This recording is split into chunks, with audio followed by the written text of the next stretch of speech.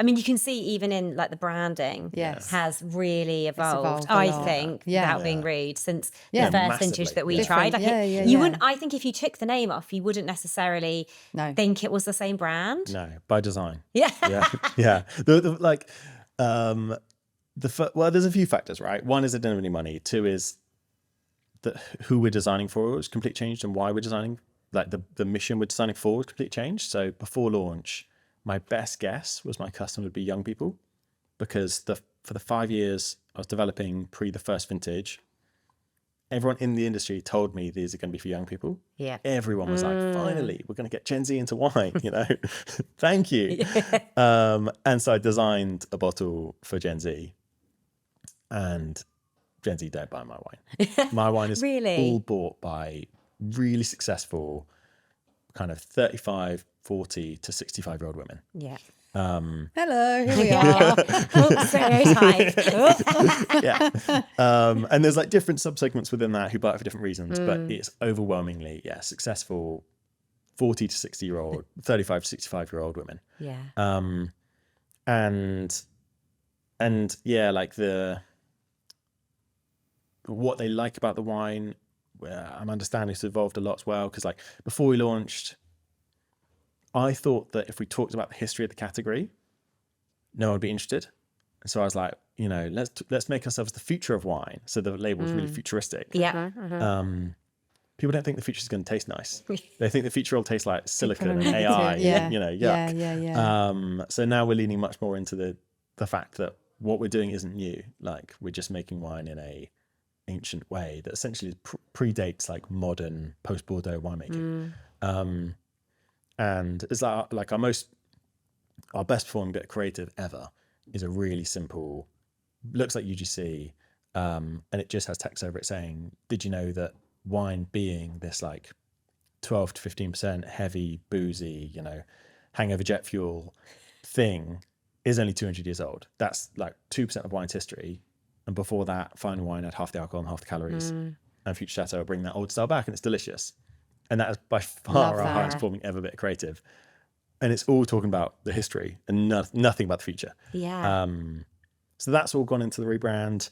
And then, generally just like so much more premium, it sits so naturally in the on-trade and places like Selfridges. And, we're about to go into another like similarly premium retailer. And then, like restaurants was the big thing for me, because I always wanted this to be a restaurant first business. And the first vintage didn't look like it fit in great restaurants. It's been so nice with this vintage, meeting sommeliers who are like buzzed to put it on the menu. Oh, nice. And we're now on some of the best wine lists in like, well, I was going to say London, but therefore in the world.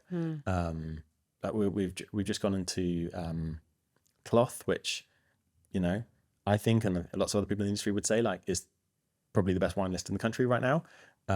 It's a small list, like, just buzzing, absolutely buzzing. We could never have done that with Vintage One's packaging. So, no. Yeah. How did you get into that?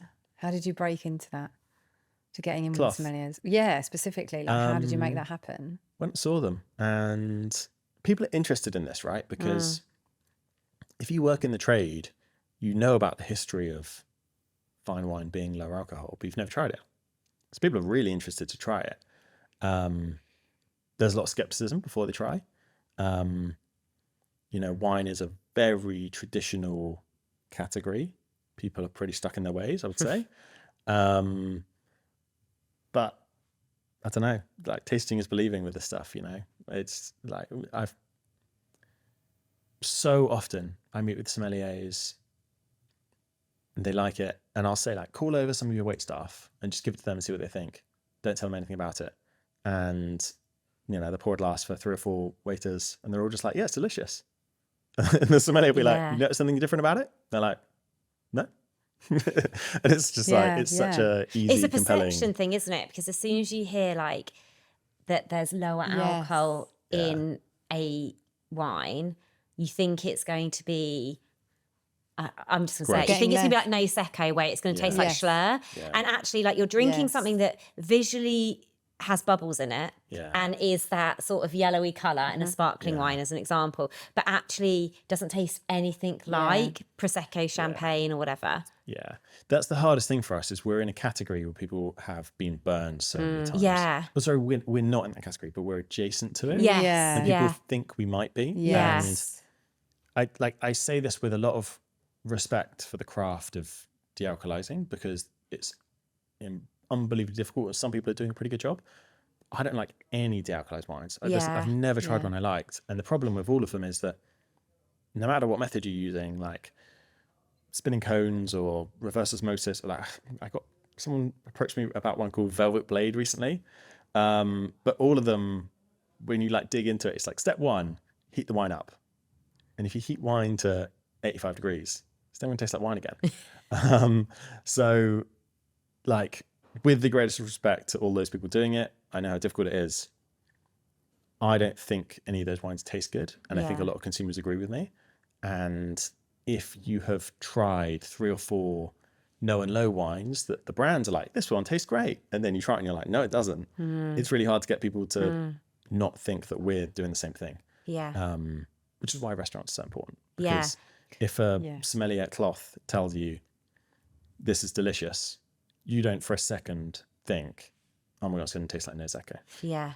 I guess that's the thing with your strategy is you basically put it where people can educate consumers on the taste, so they don't have to make the decision themselves. Yeah. Whereas when I go to like a low or no category, it's a risk, right? I look at the bottles, normally they're quite ugly, and I'm like, I don't know if I want to spend like the same as I'm spending on wine on this and it not taste nice. Whereas if I went into somewhere where you've got somebody that's like, oh, have you thought about trying this? It tastes like this, or like it's got the grape of this, or you're in a restaurant where you're told it, or you're seeing like a celebrity or a chef, particularly because a chef, going back to that initial example of that first break, like a chef has a palate. I mean, we all do, but has a palate that you normally respect, right? So I think that has a lot of value. And even if we weren't,